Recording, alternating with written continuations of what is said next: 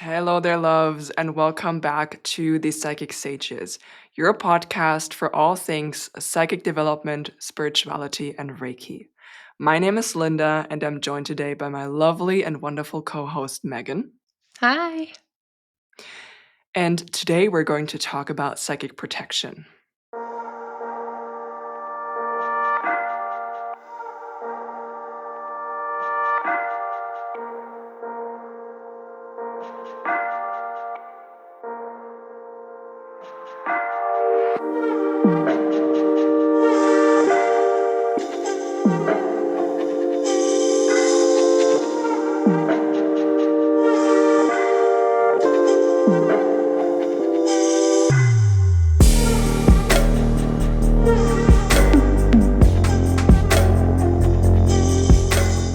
Welcome to our episode on psychic protection.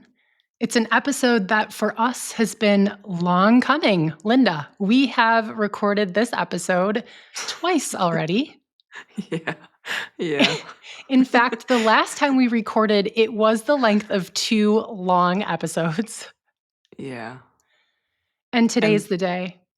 yeah, today's the day. Also, we had a lot of interference. Like, someone doesn't want us to get this message out because we've had tech interference it's beyond ridiculous.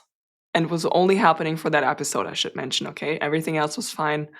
Yeah, but let's hop into it. To give you a little bit of a structure for today's episode and what you can expect, we are going to talk about why do we protect ourselves and why is that necessary?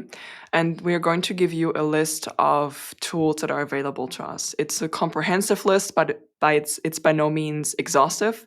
We've compiled a lot of different things that you can try and work with and see if these methods connect to you so that you can create your own personal ritual of protection. We are also going to speak about how do we know if our psychic protection is actually working or is enough, how often and when should we protect ourselves, and also what to do when we feel like our protection is not working. So, we're going to jump into the topic of why do we protect ourselves, Megan. Why do we protect ourselves? We protect ourselves so that we can feel centered and that we are hearing what should be coming to us clearly from maybe our guides or from source. The feeling that our mind is calm and the feeling that the emotions that are coming to us throughout our day, the ideas that come to us throughout our day, that they originate from us and not that we have a confused sense of the world or maybe where our sensations or experiences of our emotions or ideas that we don't understand where they're coming from. We want to walk through the world feeling centered and calm and collected. It's not possible to feel that way every minute of the day, but protection really assists us with achieving that. To add to that, it's how do we feel when our protection is not at its best? I think maybe we can start there.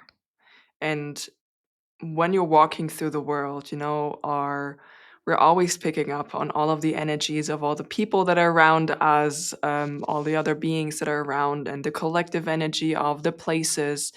And it's easy to take those kinds of energies on and let those energies influence how you feel, how your day progresses, etc.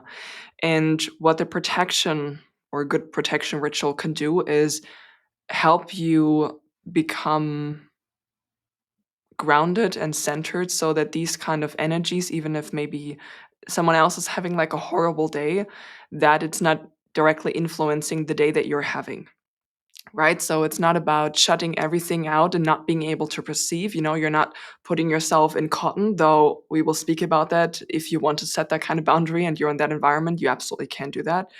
But it's more about creating a barrier between yourself and the outside world so that you, like Megan said, are basically chilling in your own energy and getting all of the messages that you want to get. Right. So, with that little building base block, do we want to start talking about the tools that are available to us? Yeah, can we begin with tools associated with grounding? Yeah, sure. Why is grounding important? Let's start Yeah, there. I think a really nice starting point whenever we intend to protect ourselves or get the feeling like protection is going to be important in what the work that we're doing or just walking out into the world for the day. We want to begin with grounding. Grounding is the act of uh, connecting our body with the earth so that we don't feel like we're floating around outside of our body. I think a lot of people who begin to become aware of their psychic abilities or start walking a spiritual path can sometimes feel not physically in their body. Because a lot of the work that we do is out in the ethers.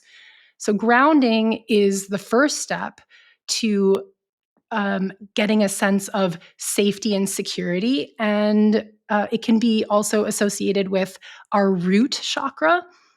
We won't go into a lot of information about chakras today, but the root chakra, which is at the base of our primary chakra system, is kind of at our tailbone, kind of at the end of our spine. And it is the point of our body where we receive and feel safe and secure in the world. If we're not feeling that way, then it's a good sign we should ground. So there are lots of different techniques for grounding, and today we're going to stick with protection. So connecting to Mother Earth in a way that feels meaningful to you. A lot of people put roots out down through Mother Earth.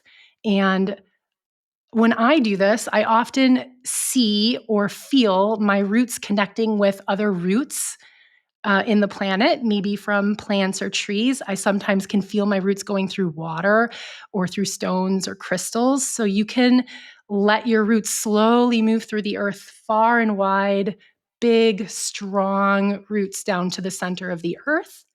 And then you can breathe that energy up through your roots, up into your feet, up through your legs, and up to that root chakra. That's a really beautiful way to start every day. It's an important way to start protection.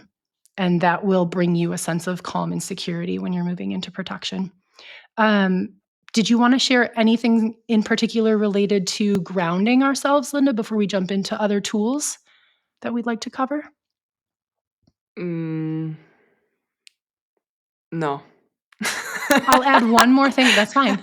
I wanted to add one more thing, which was a really important part of my psychic protection and my sense of grounding myself from the very get-go, was working with color. So for anyone who notices that they might wake up in the morning drawn to a particular color, like to wear, um, or even maybe you notice particular colors on any given day, you might want to start looking into chakra systems. That can be a way that our intuition points us in the direction of work with different chakras.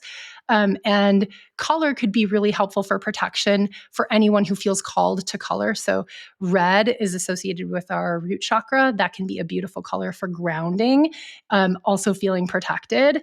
And the color I'm wearing today, I'm wearing like a midnight blue color.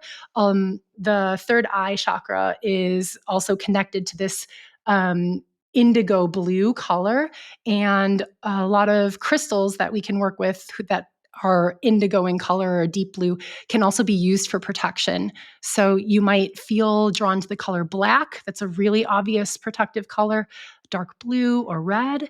But be aware of that. For some people out there, color might be a really helpful way to walk out of your door feeling extra protected if you need to. And I've used that a lot.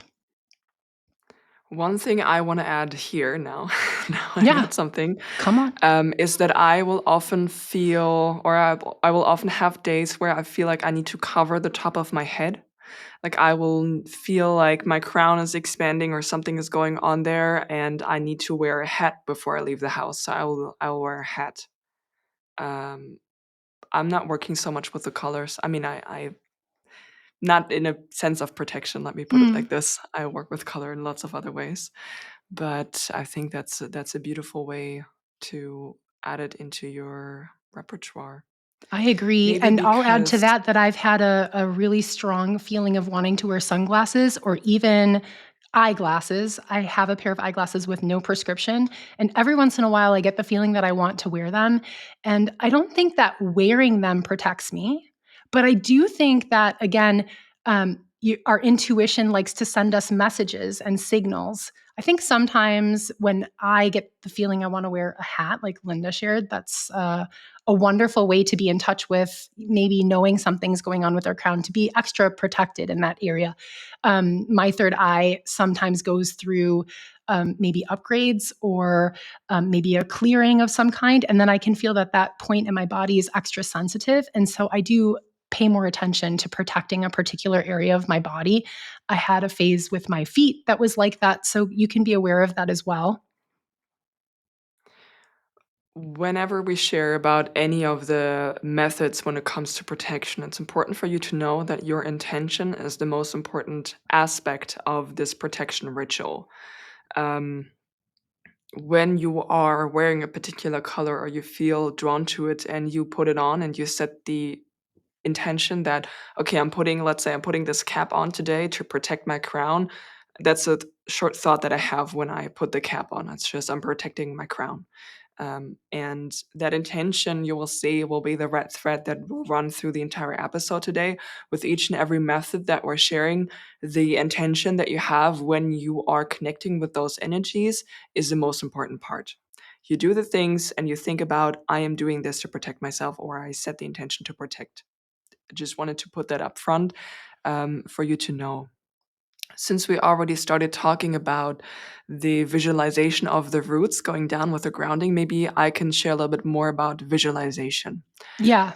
Visualization, I feel like, is a technique that when you ever Google protection, and I've shared this before, but for me, that kind of journey into doing protective work and cleansing work started with a lot of panic Googling because I was in situations that were less than ideal and I didn't know about psychic protection. I didn't have good boundaries and I didn't know what I was doing. So I had these situations where I needed to do the panic Googling, and that's how I started learning it. And one of the first things that people find when they look for psychic protection is a bubble visualization, which is basically you sit there and you visualize yourself being surrounded by a bubble of light of any color. It can be white, it can be golden. And you can also set, let's say, any other kind of material. You know, you just want it to be the hardest material in the universe that you can imagine. And it doesn't need to be something that you physically know from this earth. It can be something that has like different colors, maybe iridescent. It doesn't matter. It's just your intention is that this is the hardest thing. You are envisioning yourself surrounded by this energy bubble, and you can set the boundary. You can set the boundary of what kind of energies you allow through that kind of bubble shield. You can set the example that I like to give is I used to live in the city center of Berlin for like many years, and I would get super overwhelmed when I went outside the house, like stepping into the subway, feeling everyone else's energies like way too much. Mm. And I would put myself essentially into this little cotton ball where anytime before I left the house, I would put myself in this energy bubble and I would set the boundary of I am not taking anyone else's energy on. I'm not perceiving anyone else's energy. No one is allowed to take any of my energy, and I'm just chilling in my own energy. And I would go and be at ease when I was amongst a lot of people. You can also set the boundary if you, let's say, you want to perceive certain things. Mm. It's something that I do when I give tarot readings, for example, because I sometimes get physical feedback where I set the boundary of I am not taking anyone else's energy on. I'm not giving any of my energy away. I'm not allowing anyone else to take any of my energy, but I am allowing myself to perceive what I need to perceive. So that's sort of a boundary where, you know, the energy is not coming through to latch on, but it's just like I can sense what's happening. And you can set these boundaries whichever way you want to. You can change them in the middle of the day if you feel like it. If you do want to put yourself in the cotton ball, that's something that you can do. And you will find lots of meditations connected to that online. Um, and with visualization, again, with the light visualization, you could also visualize a shield. You know, you can, if the bubble thing is not really working for you, you could work with creating a symbol for yourself where in your mind's eye you envision yourself having like a huge shield.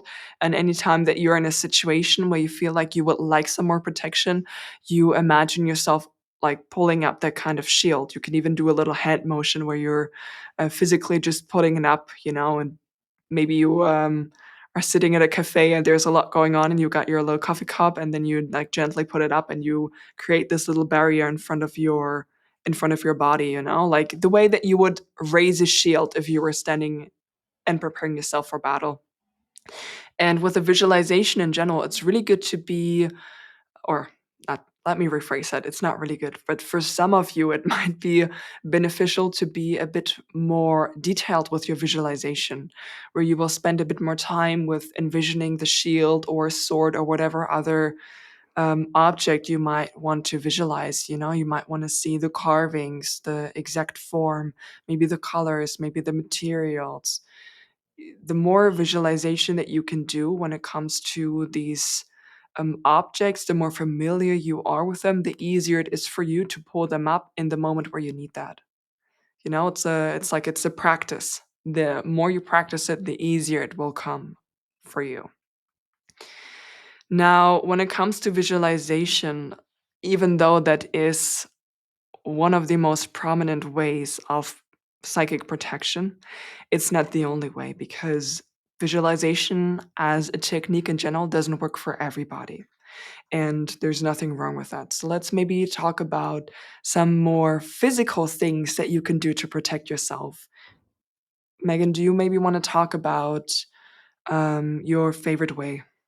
Sure. There are a couple of physical things that we can hold in our hands that can be very useful for anyone who might not be very clairvoyant, not have the ability to really see in their mind's eye, to use their imagination, like Linda was describing the material or the design of something in your mind's eye that might feel too fuzzy or too far away. I'm really claircognizant, and my clairvoyance isn't my strongest suit. So when I started, like I was just saying with color, which is something that I can see with my physical eyes, other items were really helpful for me when it came to protection.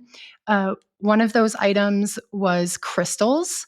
I was a little intimidated by crystals in the beginning because there's an endless number of crystals out there. And I want to reiterate what Linda said, specifically when it comes to something like crystals.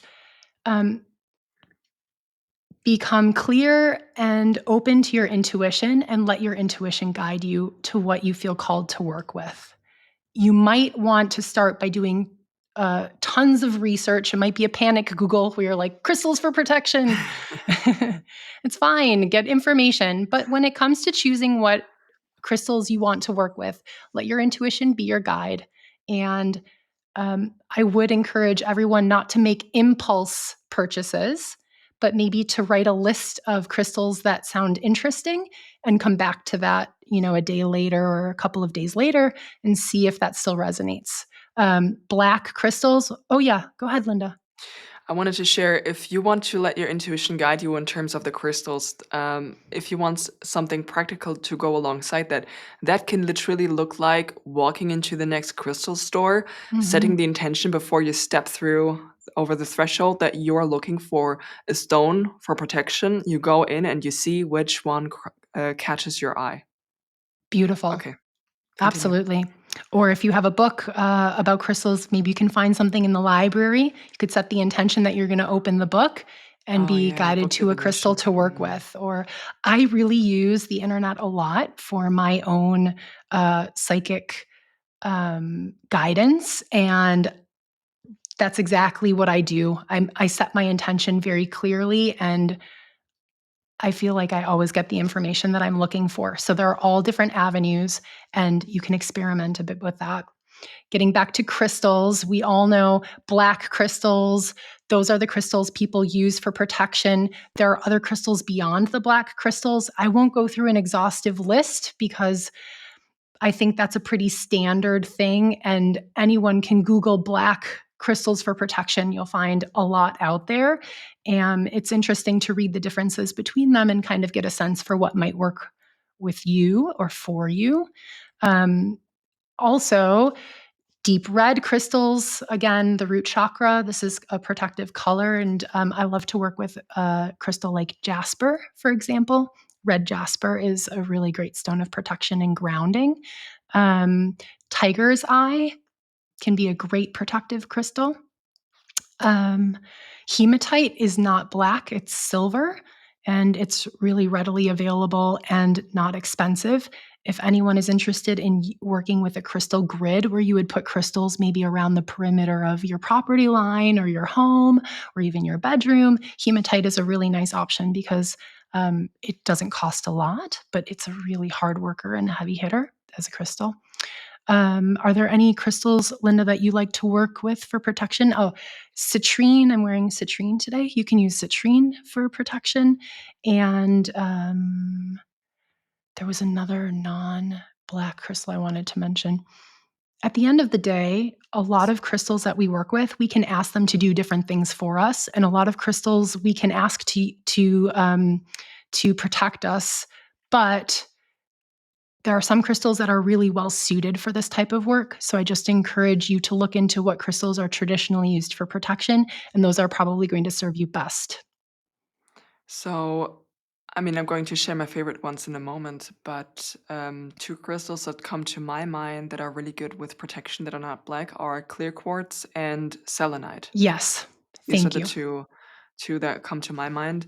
And my favorite one, I mean, one of them is black, but I'm going to share it regardless, which is black tourmaline. It's the first one of the first crystals that I bought it specifically for protection. It was one that came up after the panic googling, and I had a crystal shop like a couple of streets away from me, and I walked in and I bought a yeah, piece of black tourmaline.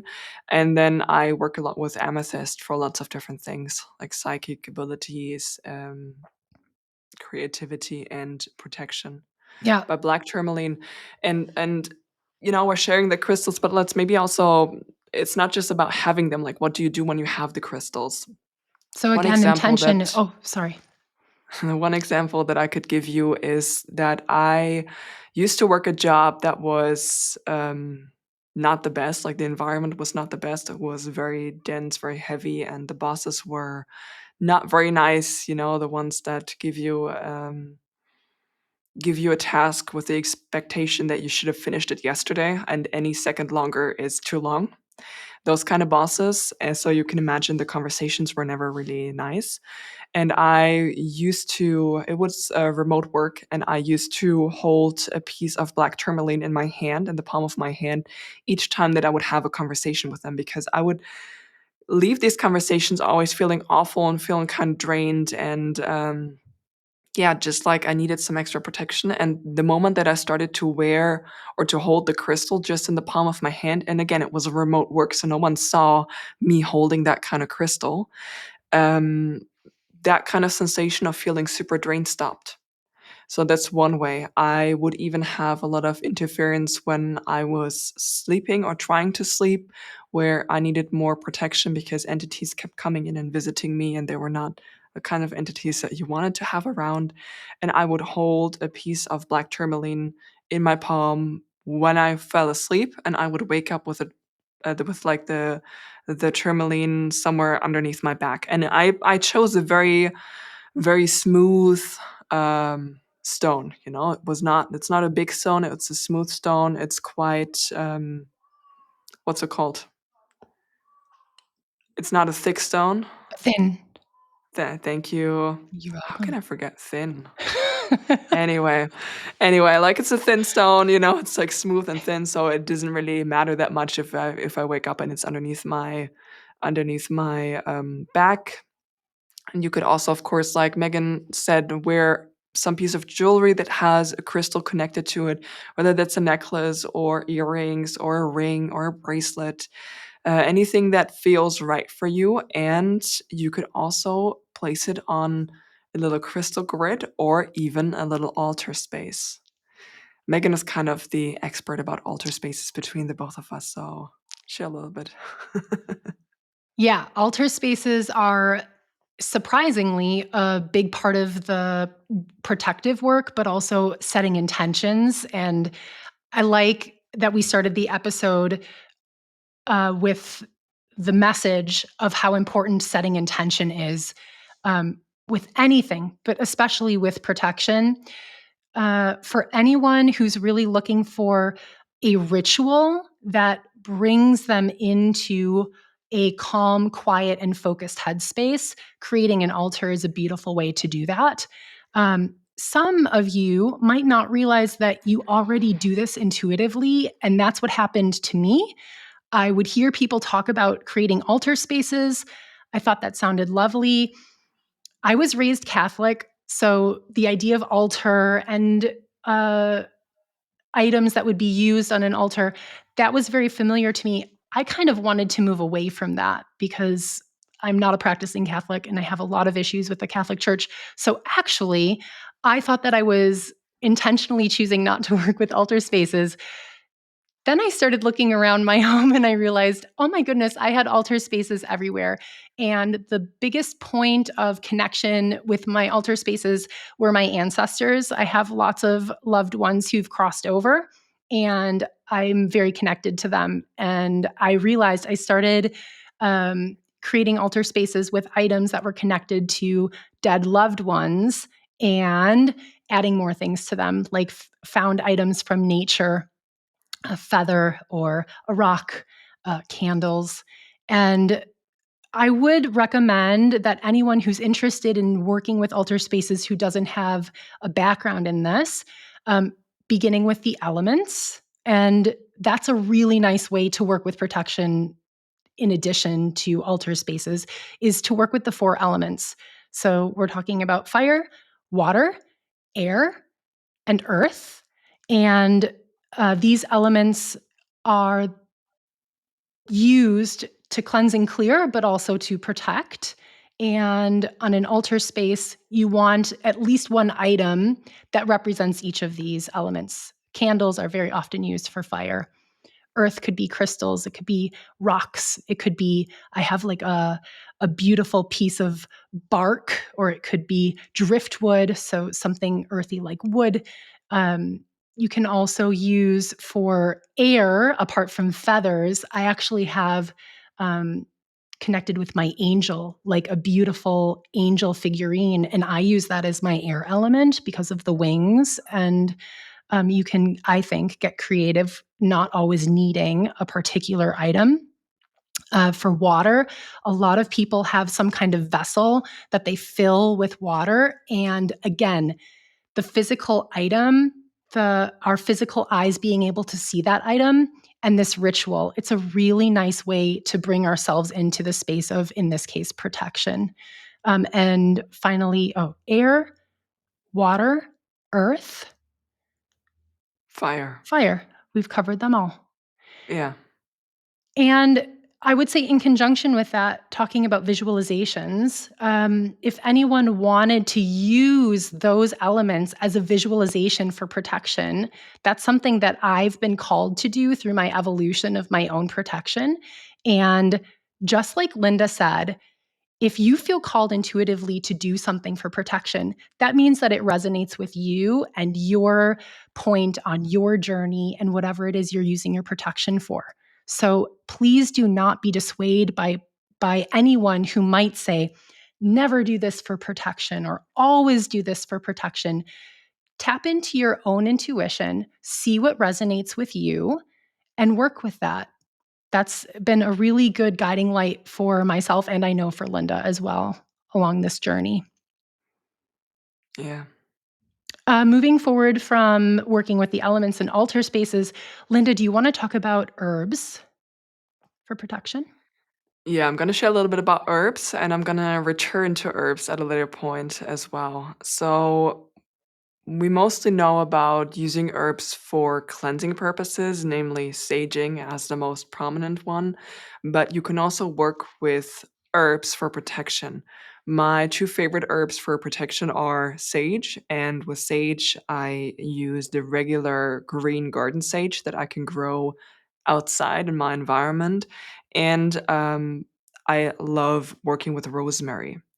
I also enjoy working with I guess it would be more wood scents, right? It's not really an herb in that sense. Something like cedar or a spruce. I'm thinking about the English names right now as they come to my mind. And any other any other wood aroma oil that you can think of. I like working with those, particularly with the evergreens, I should say. Those are my go-to ones when it comes to working with like tree essences. The evergreens, there's something very protective connected to those.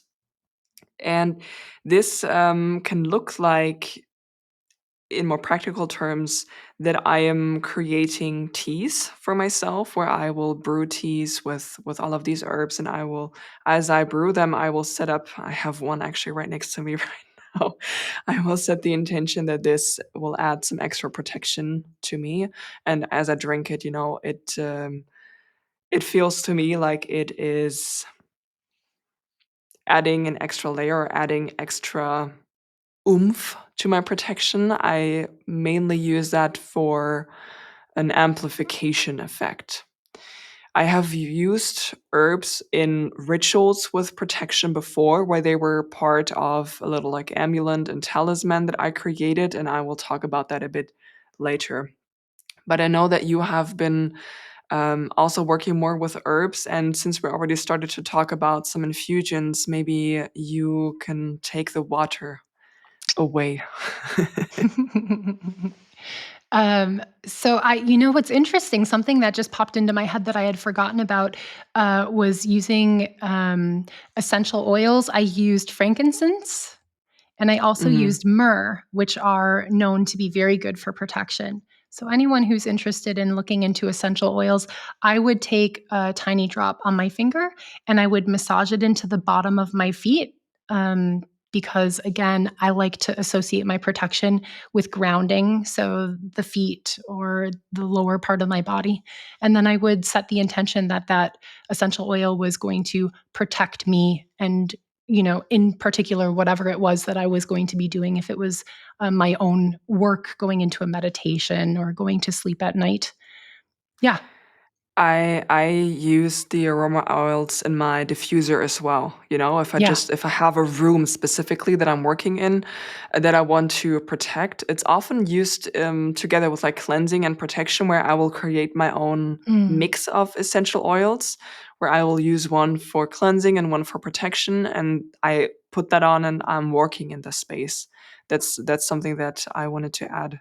Yeah. And piggybacking off of that, one thing that I was drawn to, and I find it really interesting in hindsight, um, rose water, which was a completely new thing for me. I even had to figure out where to get it, and I wasn't familiar with it. But the minute I got my hands on rose water, it was my go to for cleansing and protection. Just like Linda mentioned, making infusions that would both cleanse and protect a space. So I would spray rose water throughout my apartment and set intentions for it to cleanse and also for it to protect.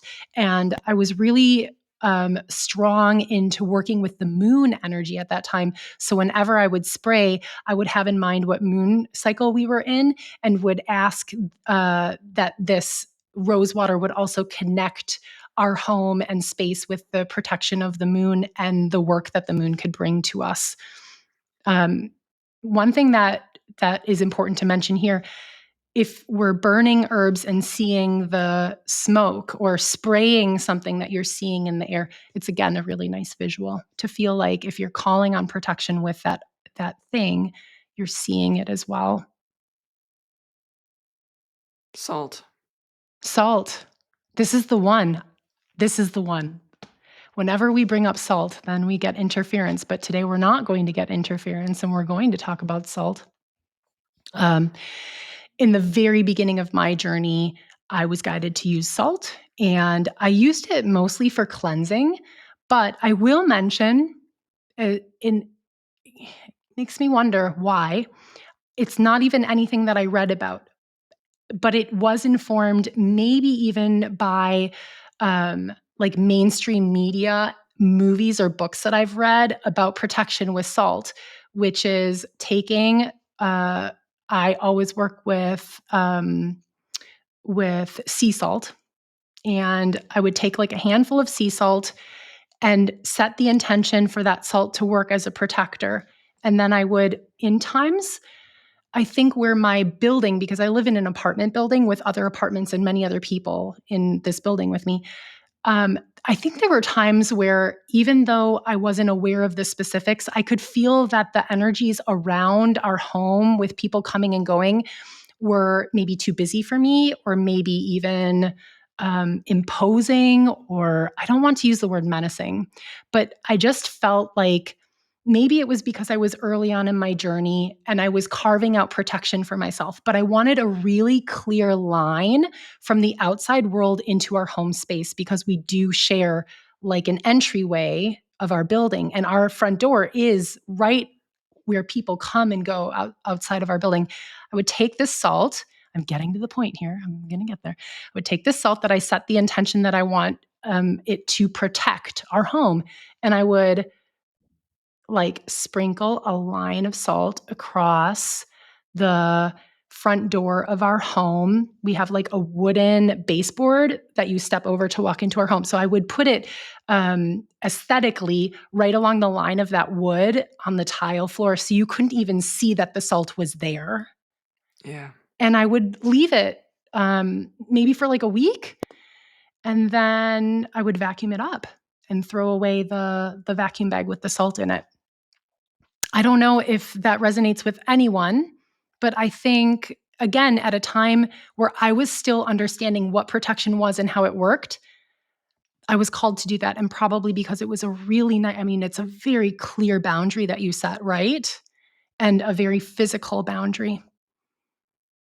So people could make considerations with salt in that respect. Yeah, I mean, salt in general is an energy that can absorb, it's an Right. absorbent. So when you're setting it as a protective measure, it's almost becoming this holding space or this holding container for the kinds of energies to get sucked into that you don't want to have around. And that's why the way in which you dispose of the salt is really important. You could also, for example, take small glass containers, pour some salt in it, and place it around the four corners of your bed, or the four corners of your room, or the four corners of your home, whichever, like however big you want to span that kind of circle. Leave it there for a few days, however you feel like, maybe a week, but I wouldn't leave it longer. And then you take a sealed plastic container, could even be one of those little Ziploc bags. You put the salt in there and then you take it out. Please be mindful when you are doing that and you take it out to the trash that you are not leaving it in your home, because all of the gunk that's in there, you want to dispose of it. So maybe doing that on a day where the trash is collected could be best, so that you can immediately take it out to the curb, away from your house, away from your property, because the trash container will be on the side of the road, so that it's no longer connected to your property. So be mindful of that. And of course, if you have some public trash cans around and it's a small amount of salt, like you don't need to have a large amount of salt to do that kind of cleansing. So, like maybe some smaller amounts, storing it away this way might also be an option for you.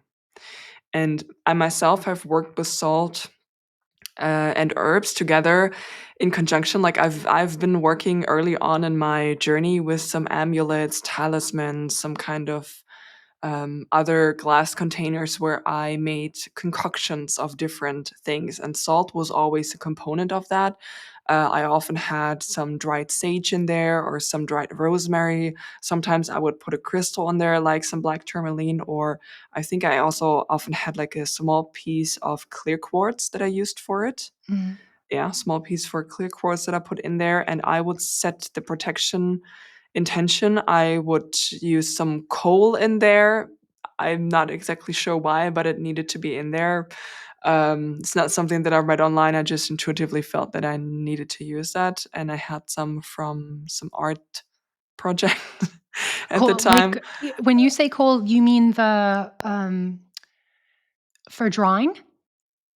Like I coal had pencils? no, I had I actually had, like, coal. Coal, like, I didn't mean that the you ones would for drawing, burn. I had some alternative methods for the craft project. Anyway, it doesn't really matter. I I just want to make it clear for everyone listening or watching that this mean, is if coal you that you would use to, like, burn. yeah, but Uh-huh. I feel like if you felt drawn to use coal and you only had some art stuff and you wanted to, like, put a little bit in there, you also could. Like, that's not the specifics of that is not that important, I feel like. But anyway, somehow had that one piece. Um, and I would craft this into and place this into a little glass jar that I could close, and I would place it to on my bedside table because again, I needed a lot of protection when I went to sleep because of all of my entity encounters when I was trying to sleep and everything that was going on. So I tried around a lot with different methods, and that one was something that really, really worked and was really nice. Amulets are along the same lines where you have a jewelry. Often you have a little space inside where you can place something. You could find a crystal that's like really small that you can place inside. You could even write something, write your intention on a piece of paper, roll it up, put it in there. That like I'm protected um, from whatever you want, or that I am protected. Period. That's all you need to put that in there. You could also, of course, place a little bit of sage in there, whatever you feel like. And talismans goes along the same lines. It can be really nice to have something physical to go alongside your protection. I feel like, particularly if you had some experiences that were shaking you up a bit more, perhaps you used some visualization beforehand and you've encountered something or some kind of energies where you felt like your protection wasn't good enough anymore and you feel a bit shaken up and you don't fully trust that aspect of your protection right now. It can be really nice to add something physical into the mix Mm. for added protection. Yeah. And with the amulets and talismans, and also I'm gonna say like the little quote unquote recipe that I shared with the little glass jar that I had, you can look up different ingredient lists and different ways to craft all of these, but the most important part is find what you feel drawn to.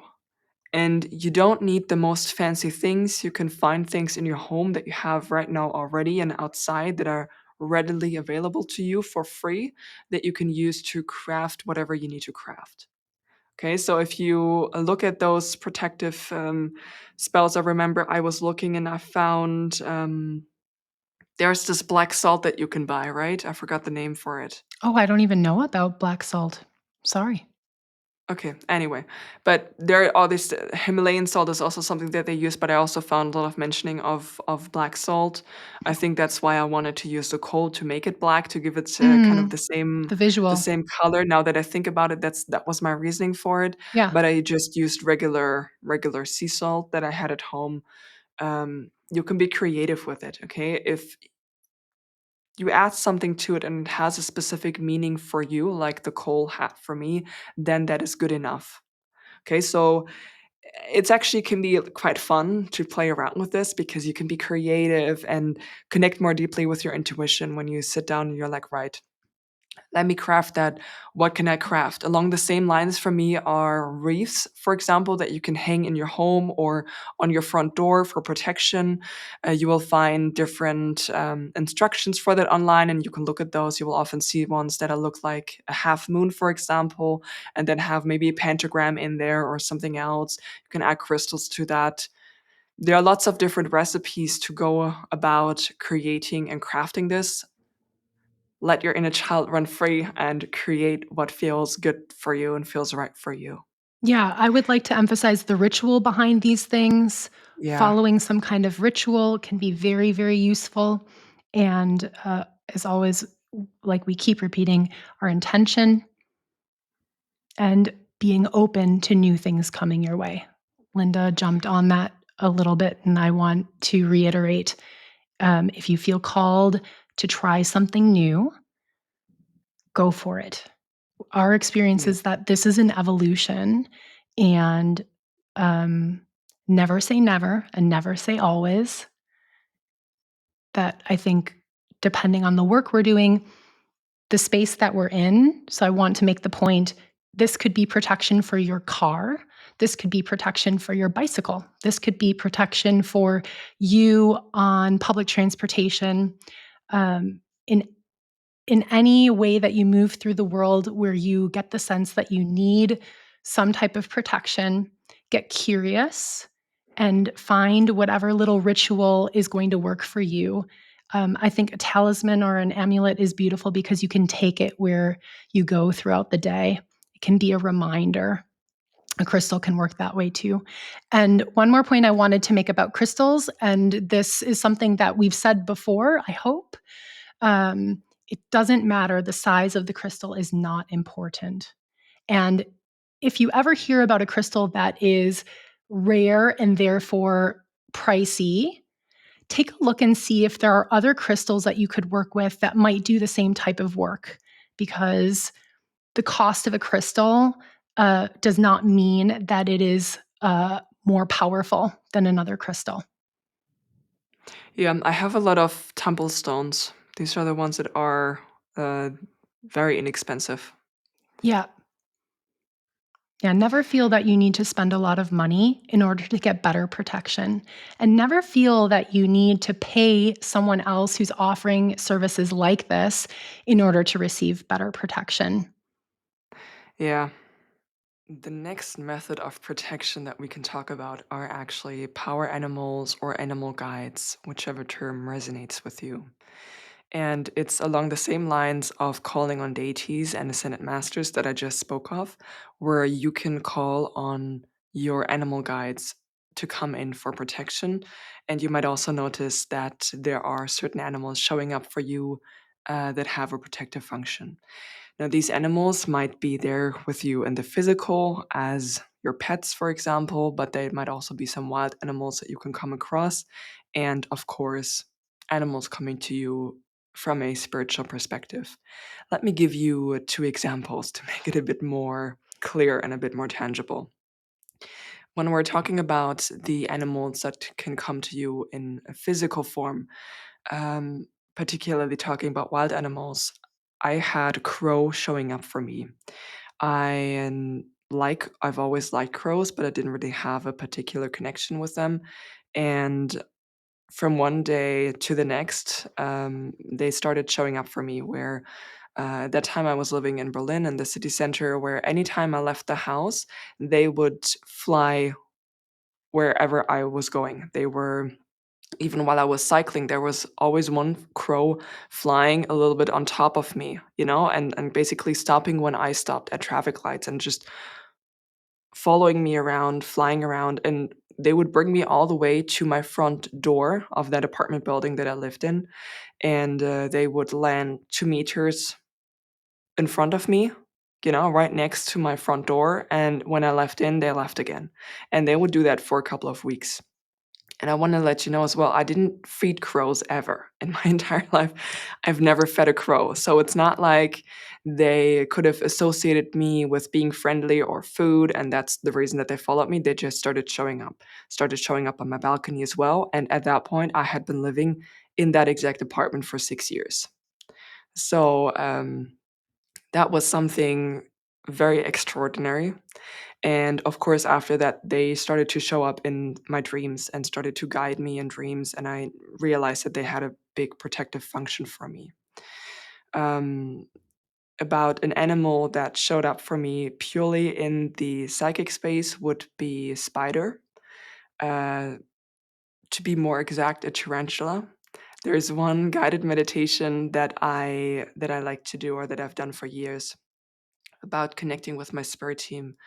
Was like early days where I preferred the guided meditation to take me to a specific place, a safe space where I can meet them. And my spider was showing up to guide me along the way and let me know that it was safe. It was not in the guided meditation that there was an animal showing up or something like that, but the animals that I feel connected to started showing up in these meditations. And there have been many other meditations since. They will show up in my dreams. um, and sometimes as well bringing me other messages. And one example I can give you about an animal that showed up in the physical for me that then also moved on into the spiritual was that I had one pet, one dog, who had a very strong protective function in my family home where I grew up as a child. And after his passing, he turned almost 18 years old. So he has been there for a very long time. He moved on to my spirit team, and I feel his energy around. I've called on him in dreams when I needed extra protection, and there is a lot connected to that one particular lovely dog. I've also had Black Panther showing up for me. There's a bit of likeness in terms of energy between Black Panther and me, which makes it feel very, very at home and yeah, like just the wild energy of that extra protection. And one animal that Megan and I are also sharing is the dragon, Mm. which, you know, there are lots of elemental dragons that I work with, that I connect with, and I call on them for protection, particularly the dragons, I would say. And it's interesting, it's very intuitive which kind of animal comes to me for protection or to offer protection. And when I call on my dragons, I will intuitively, much like I spoke about with the Ascended Masters, there's one dragon that I like to call on for a period of time and then it shifts, you know? So that's something that you can do that can resonate with you. Megan, what about you? Yeah, I have a couple of power animals that I've been working with for some time, and, I feel so honored. I feel like I could cry when I talk about it. It's such a special connection, isn't it? This work that Yeah. we can do, especially I think most humans grow up loving animals in some capacity, whether it's because of a pet or just with a fascination for an animal. So it's this experience of um, whether it's in the physical, like the crow coming to you, or if it's in the spiritual. I had a dream. It's like any other dream that I've ever had, and it's what kicked off my journey. And I'm sure I've mentioned it, that a white tiger came to me, and I woke up from that dream, and I was like, "Oh my god, I was just with an actual white tiger."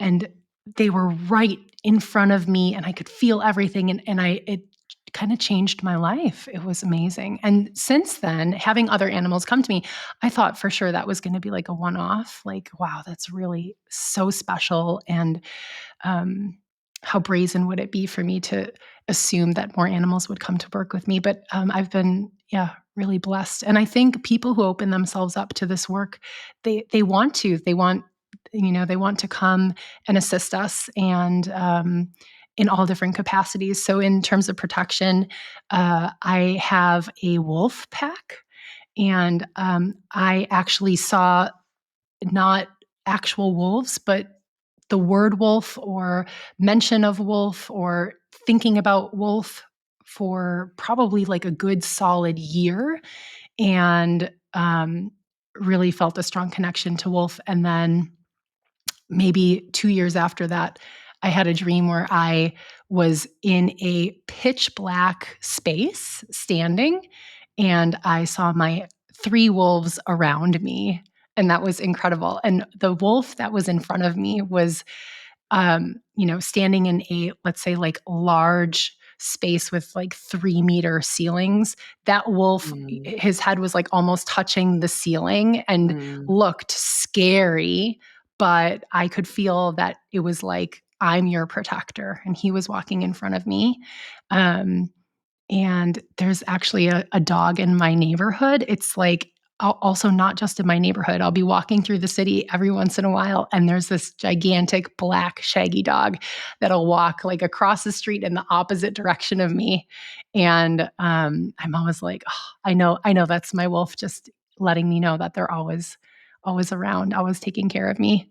I've worked with Spider, and my work with Spider is not necessarily a protective um, relationship, but I think that's what makes this really interesting is that different animals have different skill sets and different abilities. And so I think it's really beautiful to investigate maybe an animal we might not traditionally associate with protection. So, like maybe spider would be protective for someone. For me, it was so different work. I do think that snake. I haven't worked with snake in a while, but I had a while where a snake would come to me in dreams. And I do feel like it's a lot about transformation for me. But also, whenever I have a snake dream and I wake up, and I have these amazing snakes in my dreams, like huge, long, cool colors, things like that. And I wake up and I'm okay with snakes, but it's not like I'm so comfortable that I would want them on me. But when I wake up from a dream like that, I feel very centered. And I do feel Yeah. there's a protective element of snake for me, maybe letting me know in a dream that might otherwise shake me a bit, that, I can be clear headed and let that messaging come to me without fear. You're laughing. Do you want to say something? Oh, I'm just like snake is part of my spirit team too. Also not a protective function per se. I just remember that one dream before my life shifted so much after I learned Reiki, where I was lying in my bed. In my vision, I was in my dream vision basically. I was lying in my bed and there were all of these like glass ceilings around, and in the other rooms were other friends of mine and like other people that I knew, and I had pulled the curtains shut to some of the other rooms because it was a time where um, I was connecting so much more with myself than I ever had, and as a result of that, there was a lot of things falling apart in my physical life because it didn't resonate anymore. My energy didn't resonate anymore because I found my home, my center. And I was lying there, and it was before I actually before I left Berlin, and Snake came, and she, very gently, I might add, pulled me out of the bed and pulled me kind of into the corner of the room, the one corner where there were no windows, and I had both of my hands, like, up. I was right at the corner, right? Like, one on the right side of the corner, one on the left side of the corner, kind of, kneeling there, and she just said, "It's time to go. It's time to go," and I was like, "I don't wanna go." Oh, I love that So though. when she's showing up for That's me, beautiful. it's, like, transformative and in a lot of Yeah. different ways, but I'm just laughing thinking about that encounter because she Yeah. was right. Yeah. There's just such a grounding and kind of protective sense of the transformation, like a knowing that Yeah. it's all going to be okay.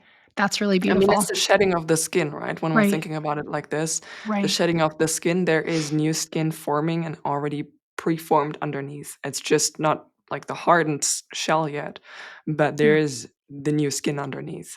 Right. Yeah. The other animal that I've worked with for protection is fox. And Mm, that was a delightful surprise. Fox came to me as soon as I learned Reiki, and now Fox is my protector whenever I do Reiki and any kind of like, v- meditative kind of journeys that I go on. I yeah, always call on Fox to be my protector, and they're amazing. I just wanted to say about tiger. I think we're kind of talking about the um, the nuances of power animals. Yeah. So like the nuance of protection, not in the most traditional sense of the word, like my wolf, I think would be very traditional protector. But my tiger came to me, and my lesson to learn with them is not to live in fear. So the function of my tiger was not to step in and just take the reins and let me passively sit by unafraid. The function of my tiger was to step up and kind of be a buffer to the world when maybe I was faltering and was having missteps. And then when I could collect myself and kind of regain my own inner strength and stand in my power, then my tiger would just kind of like exit stage left and let me continue. And so what's really funny is, and Linda, maybe you could say to anyone who might feel like a power animal dipped out on them, or I suppose a guide, you could feel sometimes like a guide goes away. yeah. But I went through this with my tiger for years, where I would suddenly feel like they're not around anymore and they abandoned me. And then it was like, no, it's because it's time for me to build some more resiliency and regain my strength and, yeah, like do some things on my own. And then every once in a while they come back in again. Yeah. So that's Yeah. been a really beautiful relationship too. I mean, Very grateful. sometimes this also, I guess, moves over to spirit guides and spirit team or team of light as well. Sometimes there are shifts on the team, you know, they're there for a specific phase of your life or a specific period of your life where their function is to protect. And when you move into a new phase, there's also some change happening on your guide team and also with like animals. Sometimes their services in that sense, like they're no longer needed, or Yeah. um, there's someone better suited to work with you. So sometimes, you know, they will shift out. But if they shift out, it's never because they abandoned you. It's just that there's someone new coming in that is Right. much better suited to support you on whatever is going on in your life next. Right. But for sure, they will drop, so to speak, in and out. That's the feeling, like dropping in and Yeah. out. And like you said, it's about. It's funny. Like I'm seeing a picture right now. It's like a baby bird that's starting to fly, and they flap their Mhm. wings, and you know Right. they're starting to take off. And you know the first few times when they take flight, it's only for maybe a few seconds, and it gets longer and longer. And that's kind of the image that my guides are bringing me right now, connected to this. So they are teaching us how to fly, and then of course it's the assistance that's all around, but Right. always there to step in when it's needed. Um, Great let me metaphor. share let me share one personal example about that. Talking about protection, I mean, I spoke about we record this on 2 different days today. So just so you know, we slept in between in between Gotta everything we sleep. recorded, everything we recorded before, and now we're hopping back into the episode with the power animals. Right. And when I went to sleep last night, I am going through a heart opening right now, heart chakra opening right now, and I had something come up that was, of course, connected to a lot of grief, and I was crying a lot last night. I'll tell you about that later, about the details, because they're Right. irrelevant for this right now. But I usually always do my protection before I go to sleep because, again, I need to. I don't really have the super entities like visiting me now, like the way that I did years ago. But doing the kind of work that I'm doing and how open I am, it's still necessary for me to do that. And it will always be necessary for me to do that. And Yeah. it's a shared labor. Okay, I do my part, and then I call on my guides, etc., and they do some extra stuff for me, and then it's good, and I can go to sleep. Last night, I felt so sad. I'm laughing Oh. because it's okay. I'm only laughing because I can only think about a second time in my life where I felt like I couldn't do my protection the way that I usually do. Mhm. That's So I happened to me called a on. lot. So I I don't like to give out the control like that. No, that's the lesson for me to learn. So I always do my stuff. But last night I was so sad, This is me in and my I bed. felt, "Please help me. I don't wanna. Please." and I felt, My guys are listen, like, and I felt, "Mm-mm." Sorry. Go ahead. it's okay, and I felt so sad, even though you can't hear it in my voice right now. But I felt so sad that I didn't want to do it. I just didn't want to do it, and I just said very quietly, I was like. Hey, can you do all of the protection for me tonight? And they just said, because I'm clairaudient, so I can hear them. And I just heard them say, yes, of course. And then I felt them coming in and like Oh. surrounding me. And I slept in this cocoon. So that was really, really peaceful, just on calling in extra support when it's necessary. Oh, yeah. Yeah. Yes, absolutely. Protection, we should really feel like, we develop relationships in all different capacities Yeah. and also in the physical world. Yeah. Open yourselves up to finding your people so that you can Yeah. swap stories and not feel alone. And hopefully that's another, um, function of this podcast. You're not Let's alone. share. You're not No, alone. you're really not. let's share a few resources in the show notes and in the description box as well Yeah. for you to connect with power animals or spirit animal guides. I say animal guides, because there's so much information out there connected to spirit animals, and we're just giving you two resources for you to connect to things that we've resonated with a lot. Yeah. Do There's a we want to lot move there. Do we want to move on to Reiki protection? Sure. Yeah. Should I start? Yeah, sure. Okay. So, Linda and I are both Reiki masters, and we've kind of left this towards the end. Um, Both of us have evolved with protection, and all of y'all will also evolve. It's just a process, and um, remaining curious and open to the way that works best for us at any point in our journey. That's how we're going to find a protection that feels right and feels warm and cozy and affirming. So, our Reiki journey brought us to a point where we were shown in different ways, either just intuitively knowing, or for me, it was through dreams. And Linda can speak to their experience as well. But um, learning the Reiki symbols that everyone learns through Reiki 2, and becoming a Reiki master and receiving the master symbol, and also acquiring some of our own symbols through Reiki that came to us. I know that happens with a lot of people who learn Reiki. It's been a very individualized process for me developing protection. So I learned Reiki 1 year ago, over a year ago now. And for this year and, let's say, 3 months time, I've had kind of a wild ride with how Yeah, things you have did. shifted for me. We both did. You did. And here we are recording this podcast as a result. Um, but it was really interesting. I walked into Reiki having my whole ritual of protection, and also the different times of days that I would use protection and different reasons, which we discussed before.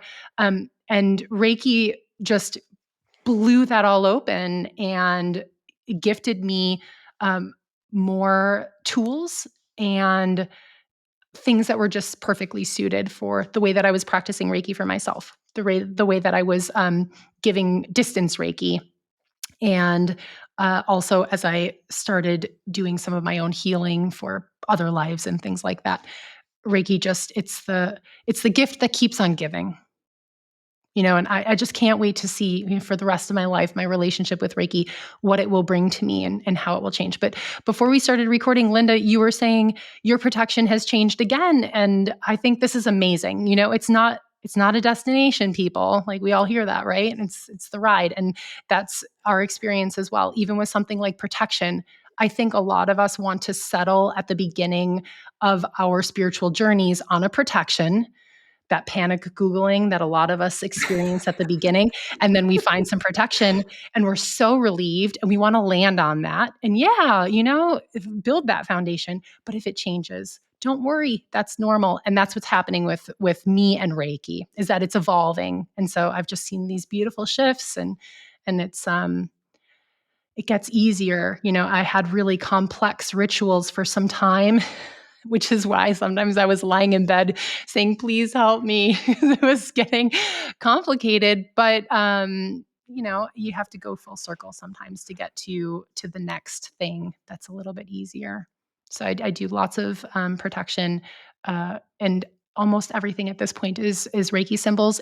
And the last thing that I'll say before I turn this over to you, Linda, it's something that you and I have agreed on, that the beauty of us doing this podcast together is our differences and kind of being a yin yang in the way that we experience our spiritual journey. So, like Linda just said, not wanting to give up control. And I'm very much like, I don't want to make a mistake, so you do it. And so my team is like, mm-mm. Yeah, it's like my tiger shows up and is like, okay, just take a breather.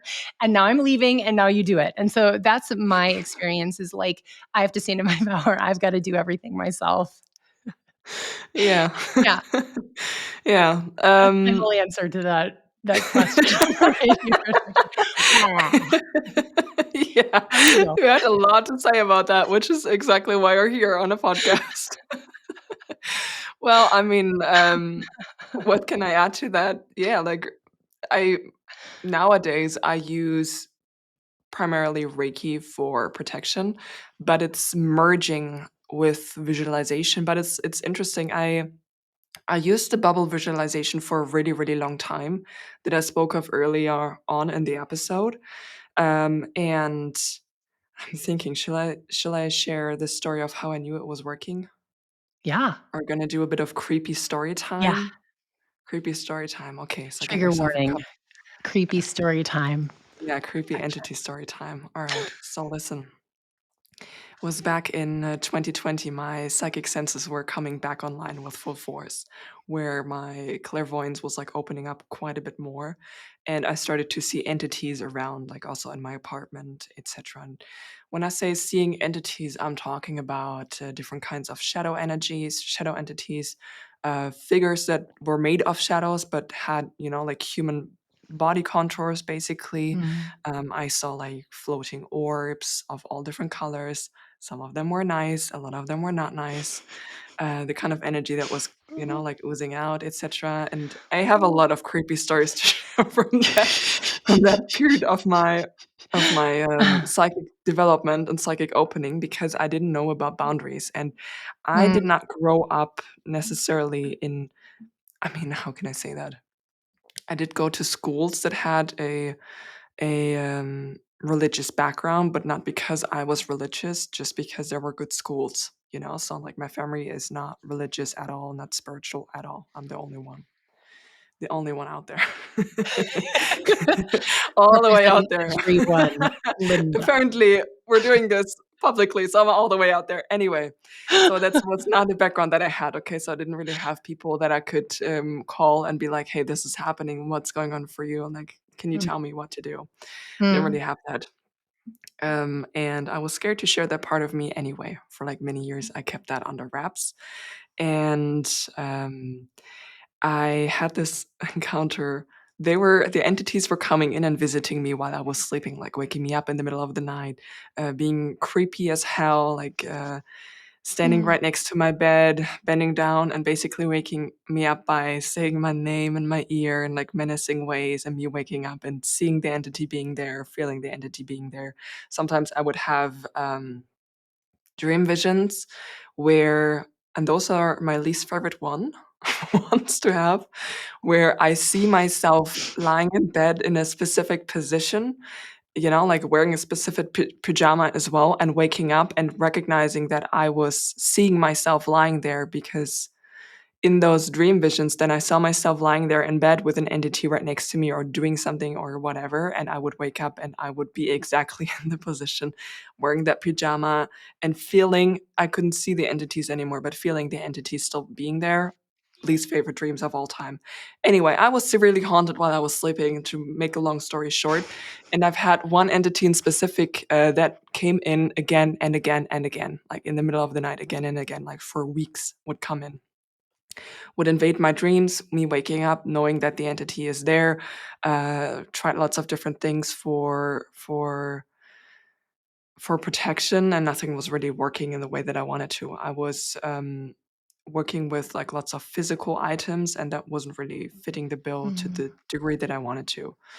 And it was grounded in me not having good boundaries overall with like anybody in my life at that period of my life. Although they had at that point, 2020, they had gotten a lot better, but there was still like a lot more to grow.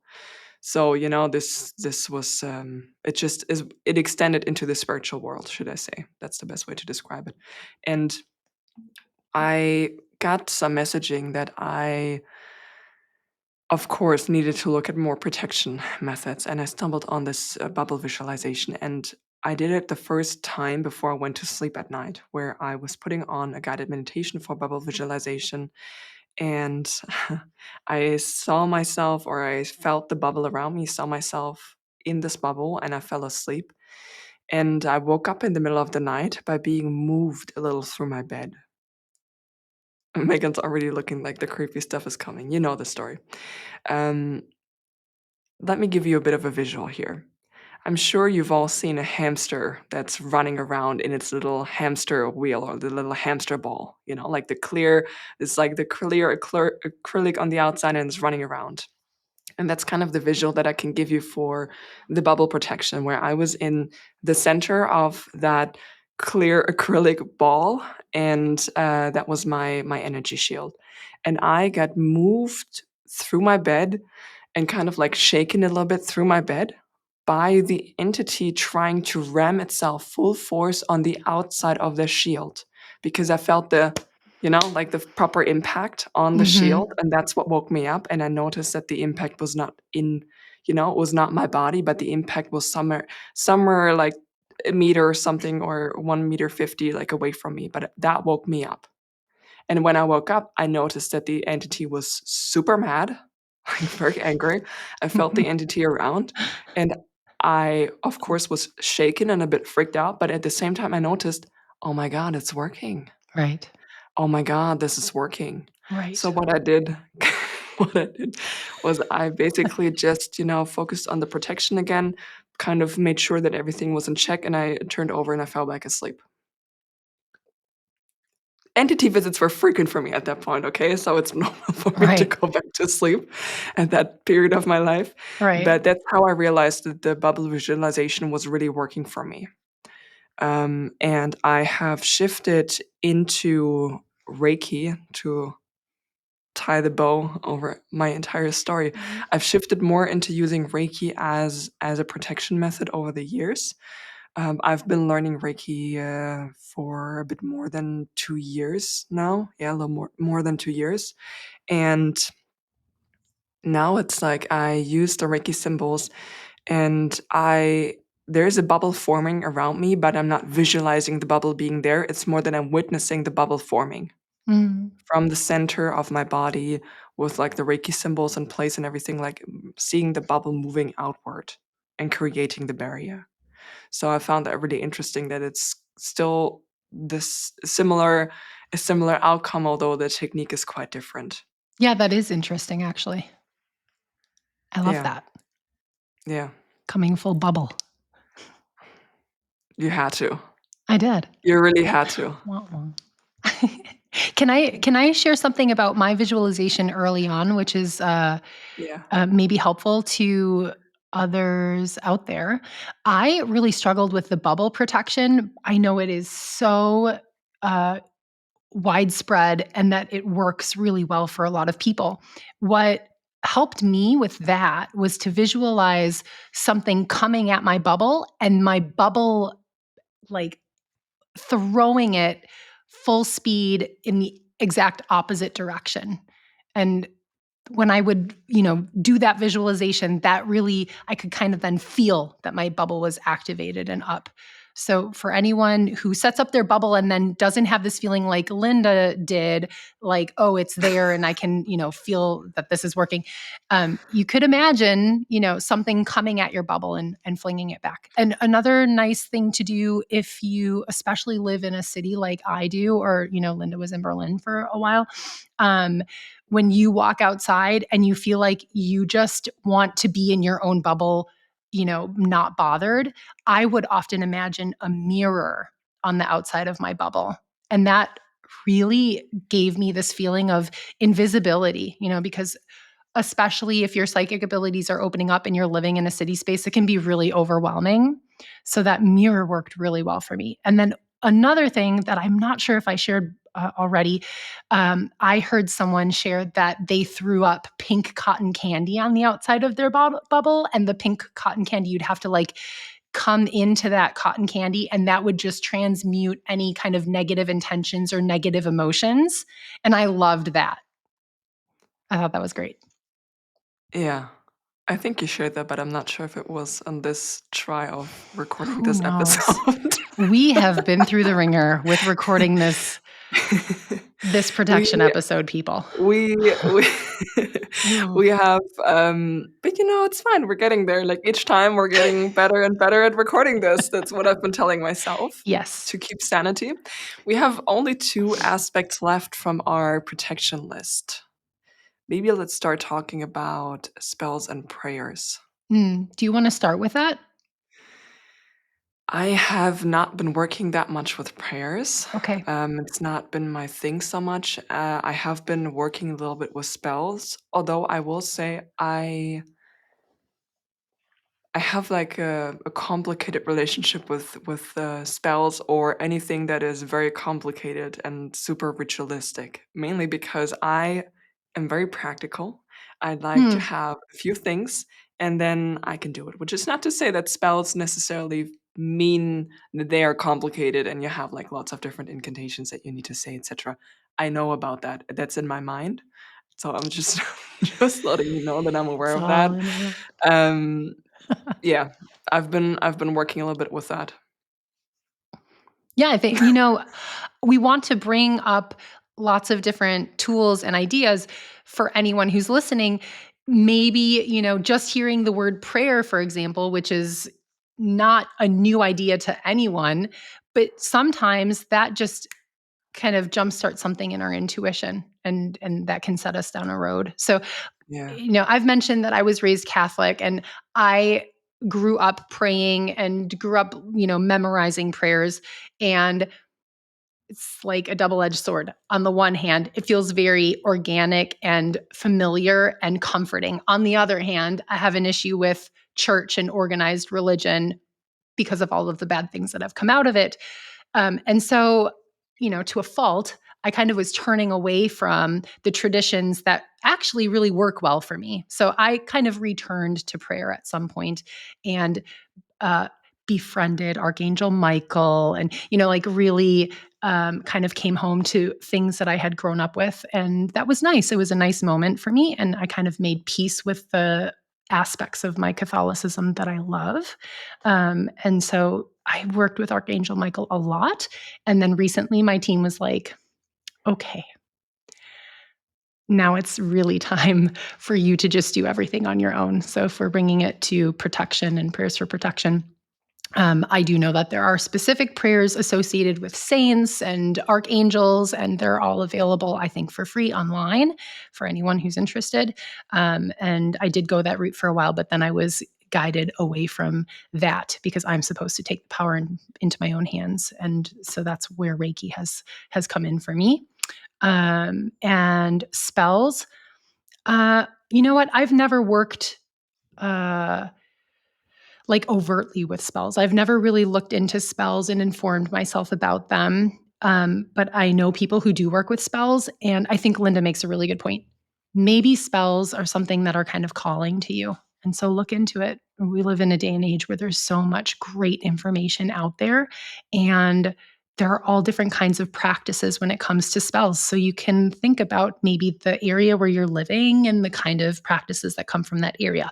Or maybe you're familiar with a past life where you have some kind of connection to something that you want to bring in, or you can get creative with it. Maybe you have a neighbor and this neighbor is Wiccan and you want to start a conversation and kind of see what they know about it. Whatever kind of comes to mind. You can go down rabbit holes and then decide, nope, that's not for me. Yeah, but I've never really worked very intentionally with spells. Prayer, something I think I mentioned in the cleansing episode, there's a prayer book that I've been working with, which is channeled prayers from the Akasha. And wow, it kind of blew my mind. I was intuitively drawn to buying that book, and I did not understand what that book was. I didn't really understand what it does. And then I got my hands on it, and it just transformed me. I've been working with it since December of last year, and now it's November, so almost 1 year. And I can't recommend it enough for anyone who's interested just in Akashic healing and the Akasha in general. And the prayers are beautiful, and they're done in a way where they're non-denominational. So it's not like you're praying to a specific um, God through the lens of a religion. And I really like that a lot. But all different kinds of prayers and protection prayers. So we can throw that in the show notes as well. Yeah. Yeah, I've never used a protective spell from that book. Hmm, Okay. right. Moving on to our last topic on the list, Oh, yeah, light language. light language. I am going Yeah. to jump in here and say that light language is not something that is called to me at all. Barely. I think I listened to a light language channel session one time on YouTube and it did resonate with me, but I never felt like I needed to go further with it. So Megan, take Man, the wheel. I really wanna preface this because this is where, like, I'm being really vulnerable here. So for anyone who's watching or listening, this is something that has been activated with me and something that comes to me channeling light language, for about a year now, and I really didn't know what light language was. I heard references to it and I never wanted to look into it. And even for me, I'm pretty woo woo. And there was a time where I was like, that's too woo woo for me. Like, that's too out there. And I, a year ago, had a quantum hypnosis session. If anyone's familiar with Dolores Cannon and her work, rest in peace, Dolores. Thank you for everything you've done for oh wow, so many people. But I participated in, or didn't participate, but I booked my own hypnosis session. And during this session, I was aware of everything that was coming through. So it's all channeled. And at the end of the session, there was a point where I knew that I could let light language come through. It was like my higher self was going to announce, we have like a light language message for Megan, and I shut it down. I did not even mention, like I didn't allow my higher self to even say that there was like a light language message that they could bring through. I just shut it down, and then we continued on in the direction that we had been going on. Um, and I mentioned that to the practitioner after the fact, I think in an email. And they just said, be open to it and maybe it will come to you. So, one thing Reiki did for me in opening me up was help me feel comfortable to channel light language. And the minute I started channeling light language, it was so peaceful and beautiful. And I had really big emotional responses to it. A lot of it was healing, but there was one specific time where I channeled light language, and it was clearly for protection. And again, I'm claircognizant. So I have these really strong knowings where I get like goosebumps all over my arms, kind of like an electric charge through my body. And then I know something is true that I'm thinking in my head. And so my thought was, this is dragon light language. And it was when dragon was starting to come to me. And oh my gosh, it was so intense that I actually recorded it. Like I turned my phone on, recorded it. I was like chanting, and I was making like sounds, kind of warrior like sounds, and I was even like stomping my feet a little bit. And I mean, really, again, this for me is way out there, but the truth of it in that moment was so profound. And when I finished handling it, I was standing right in front of my bed. I had been cleaning my bedroom and I suddenly felt like I needed to channel light language, and I let myself do it. I laid down on my bed and had a big cleansing cry and felt really rejuvenated and recharged. And so I could feel that there was protection coming through. We can throw this in the show notes. Rhea Loveguard is the person who I originally found and informed myself about light language with. And I think that they're an incredible source. For anyone who's listening to this and is like, what is light language? Or where can I learn more? Go to Real Love Guard, wonderful source. And she actually designed an entire library of different light languages that she channeled. And she also shares the background of where these light languages come from. All that information is available there. So there's lots for you to try. Yeah. Maybe we can talk about how do we know our psychic protection is working and is enough?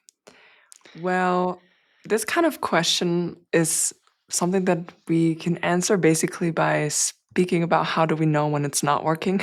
Because most of the time with the Yeah, psychic protection, it's not something that we that is, on the usually on the forefront of our minds. I mean, for Megan and I, it's a bit different because we do the energy work for a living, professionally speaking. So of course, for us, it's something of the daily working routine, like the daily 9 to 5. That is part of it, the protection. But if that was not the case, it's not something that's on the forefront of my mind or hasn't been on the forefront of my mind. And I noticed that my protection is no longer working when there is a lot of noise in the yeah, apartment or a lot of noise around.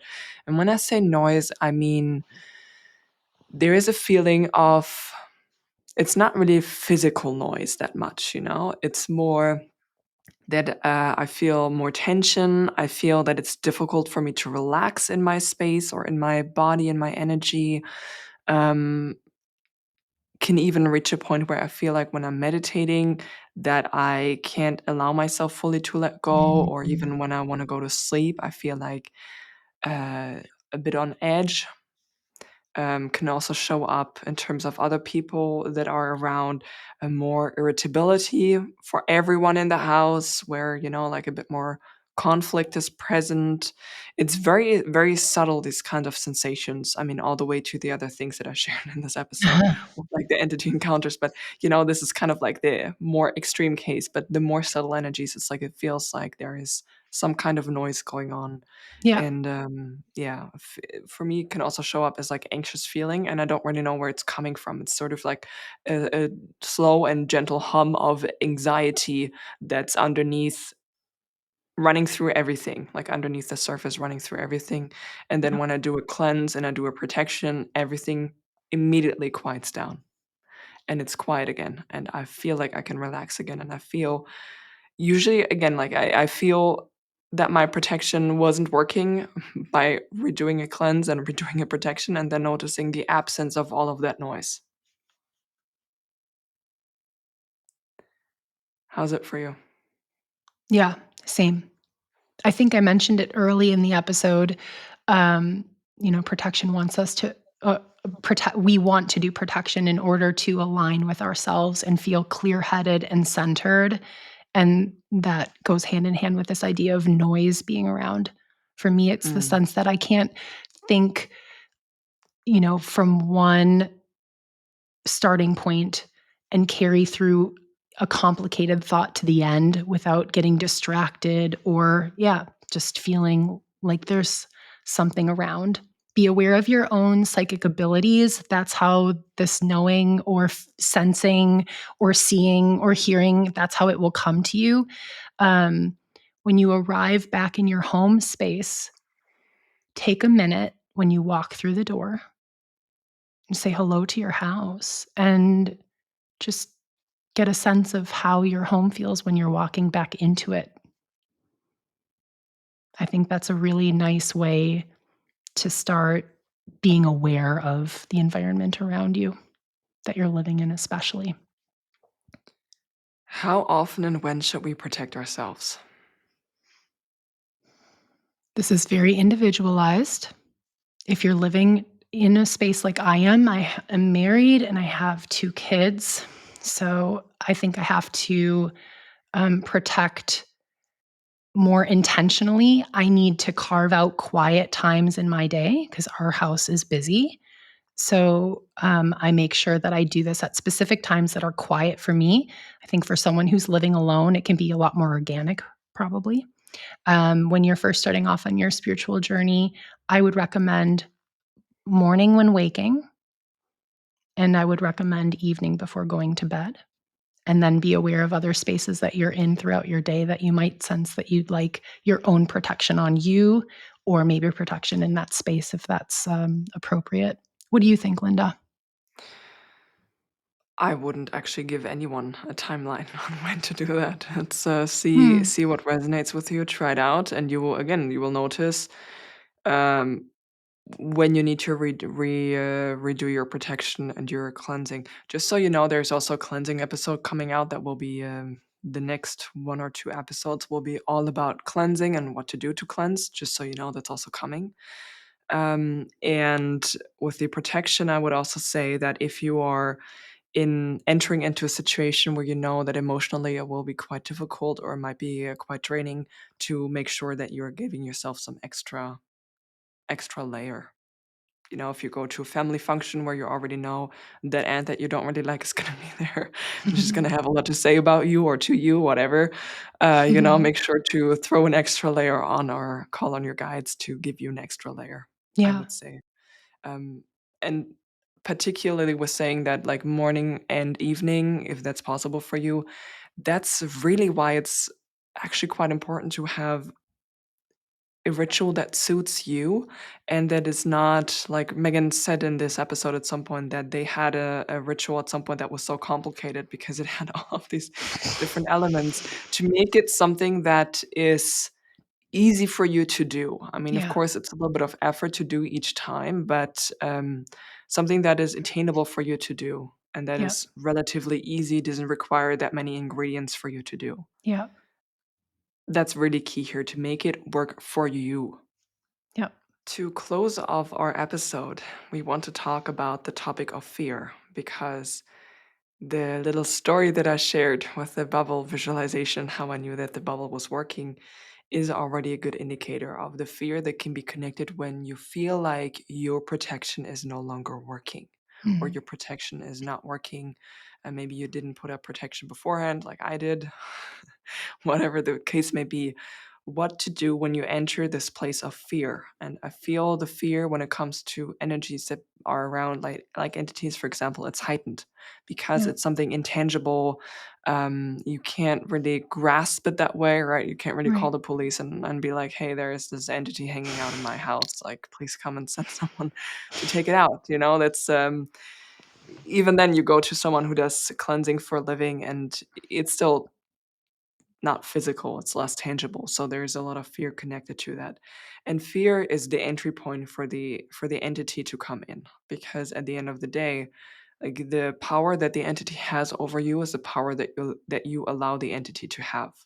And I'm not saying that from a perspective of blaming you for what has Mm-mm. happened. If you have something attached to you right now or attached to your home and present, there are a multitude of different reasons why this is present, and none of them has something to do with you making a mistake or doing something wrong or doing something that you shouldn't have done.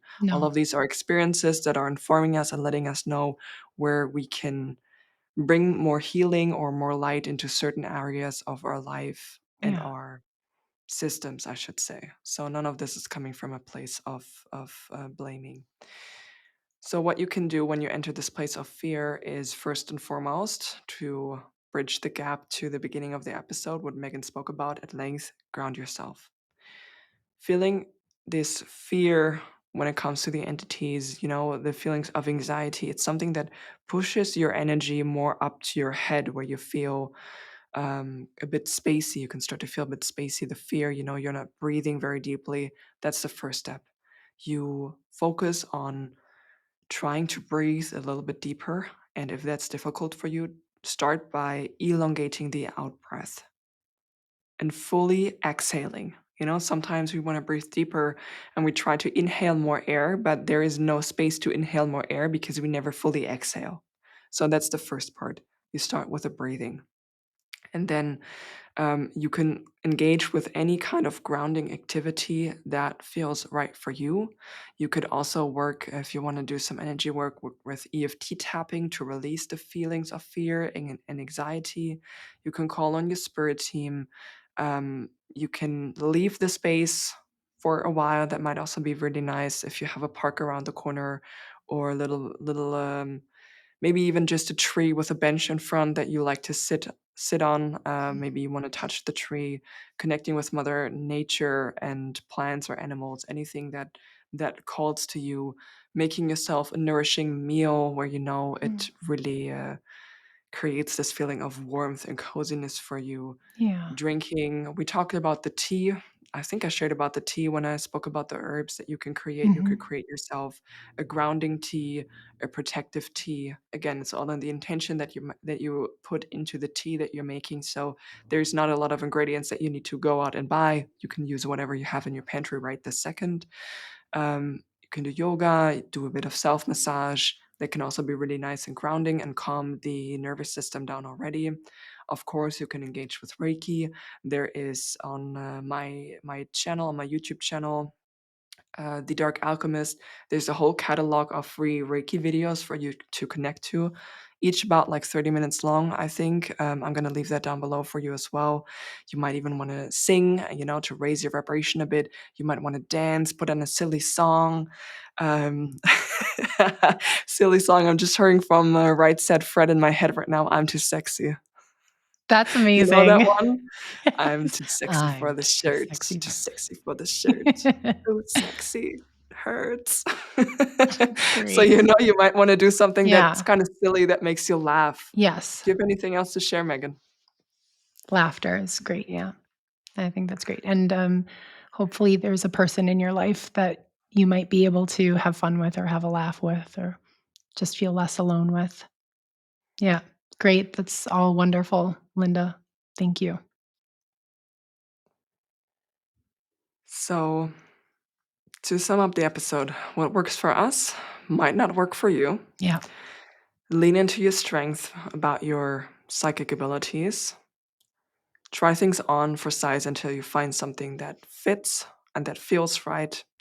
And whenever you feel overwhelmed, you can always ask for support.